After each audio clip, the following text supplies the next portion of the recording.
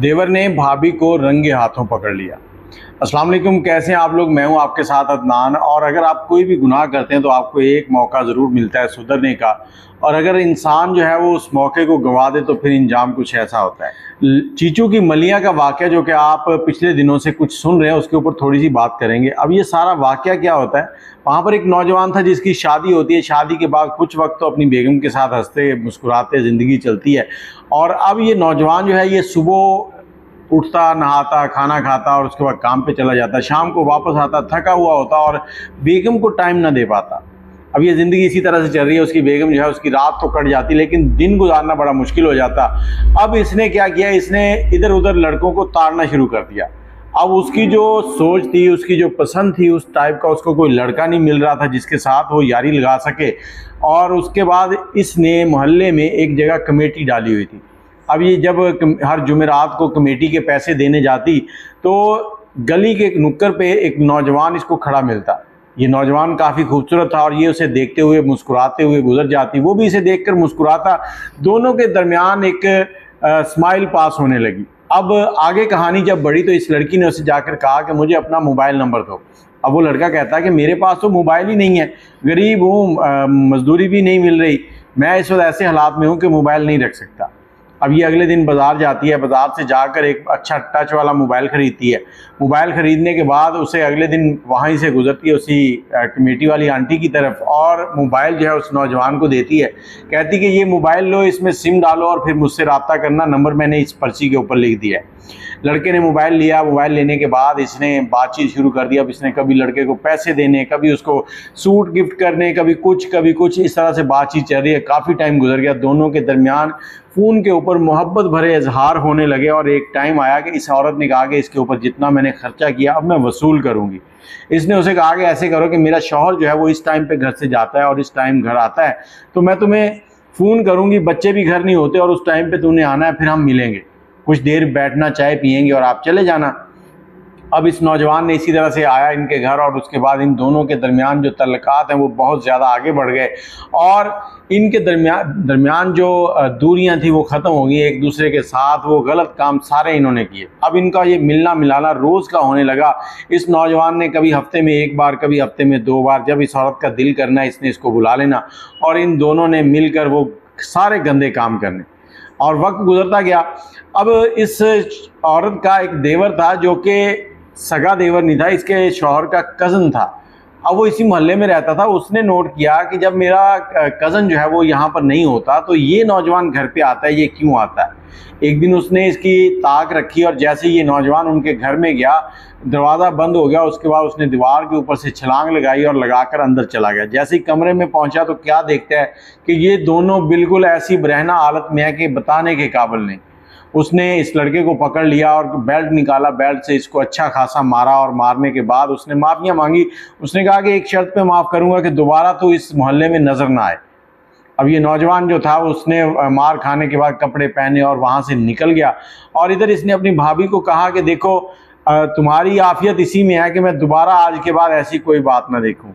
मेरा भाई जो है वो तुम्हारे लिए कमाता है, तुम्हारे अच्छे मुस्तकबिल के लिए सब कुछ कर रहा है और तुम यहाँ अपनी अय्याशियाँ कर रही हो। ये सारी बातें सुनने के बाद वो औरत जो है वो बैठ गई, माफ़ियाँ मांग रही और वो नौजवान चला गया। और उसके बाद से रब्ता किया और उसे दोबारा बुलाना चाहा। उसने कहा नहीं देखो, मैं तुम्हारे घर नहीं आ सकता। तुम्हारा जो देवर है उसने मोहल्ले के हर नौजवान को कहा है कि ये लड़का अगर तुम्हें यहाँ कहीं नज़र आए तो मुझे बताना। अब मैं आकर उससे क्या पिटना है, मैं पहले बहुत मार खा चुका हूँ, तुम्हारा इश्क तुम्हें नसीब हो, मैं नहीं आ सकता, तुमने आना है तो आ जाओ। अब औरत बड़ी दिलेर थी। उसने कहा नहीं तुम ऐसे करो, एक बार आ जाओ, मैंने सारा बंदोबस्त किया हुआ है। हम इस देवर की भी खैर खबर रखते हैं, उसको बताते हैं कि कैसे किसी को मारते हैं। इसने नौजवान को बड़ी हिम्मत दिलाई। नौजवान ने कहा ठीक है। इसने कहा कि मैं फ़लाँ दिन अपने शौहर को कहीं बाहर भेजूंगी दूसरे शहर और तुमने ऐसे करना है कि शाम के टाइम आना है, फिर हम इसको ठिकाने लगाते हैं। लड़के ने कहा ठीक है। शाम का टाइम हुआ तो उसने क्या किया कि नौजवान को घर के अंदर बुलाया। नौजवान कमरे में चला गया, लाइट बंद कर दिया। उसके बाद अपने बच्चे को कहा कि अपने चाचू को बुला के लाओ।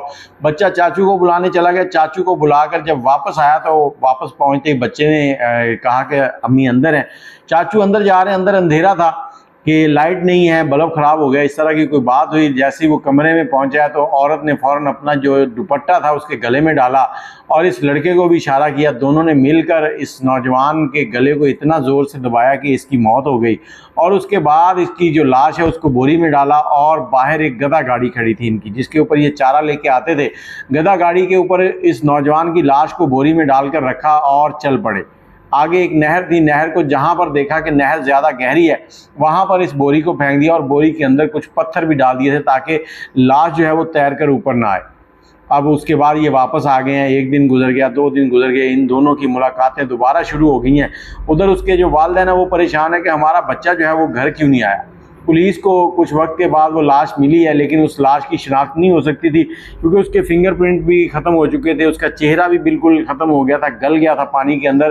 कुछ अंदर मछलियाँ वगैरह उसको खा गई थी। ये कह लें कि हड्डियों के ढांचे मिले थे जिनको पुलिस ने लावारस समझकर दफना दिया। और तकरीबन 4 महीने गुजर गए। लड़के के घर वाले जो थे वो रोज़ थाने के चक्कर लगाते थे, हमारा लड़का नहीं मिल रहा। और आखिरकार लड़के के घर वालों ने सब ने मिलकर थाने के आगे धरना लगा दिया कि अब हम यहाँ से नहीं जाएंगे जब तक हमारे बच्चे का नहीं पता चलेगा। बात ऊपर की सतह तक पहुंची तो ऊपर से आर्डर हुए कि इनका केस जो है वो फौरी तौर पर हल किया जाए। तो उन्होंने क्या किया कि इस नौजवान का डाटा निकलवाया। जब इस नौजवान का डाटा निकलवाया तो उसमें बहुत सारी चीज़ें ऐसी मिली कि जिससे सीधा शक उसकी इस भाभी के ऊपर जा रहा था। तो पुलिस ने इन्वेस्टिगेशन करने के लिए इसकी भाभी को उठाया। भाभी को जब पूछताछ की, उसकी छतरौल की, तो उसने बताया कि इस तरह से हमने इसको मार दिया था। मैं अपने आशिक से मिलना चाहती थी और ये दीवार बना हुआ था।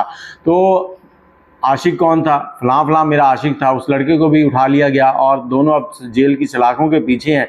और अपनी थोड़ी सी हवस को पूरा करने के लिए इन लोगों ने एक इंसान की जान ले ली, जबकि इन दोनों के पास एक मौका था। उस शख्स ने इनको छोड़ दिया था कि अगर तुम सुधर जाओ तो मैं तुम्हें ये मौका दे रहा हूँ, दोबारा ऐसी हरकत ना देखूँ। लेकिन इन दोनों ने मिलकर अपनी हवस में इतने अंधे हो गए कि उसका ही खात्मा कर दिया जिसने इनको मोहलत दी थी। मैं फिर से वही कहना चाहूँगा कि इंसान को मोहलत मिलती है लेकिन वो समझता नहीं है। लेकिन जब मोहलत नहीं मिलती, वक्त ख़त्म हो जाता है, तो फिर कहता है कि मुझे एक मौका मिल जाए, लेकिन फिर मौके का कोई चांस नहीं होता।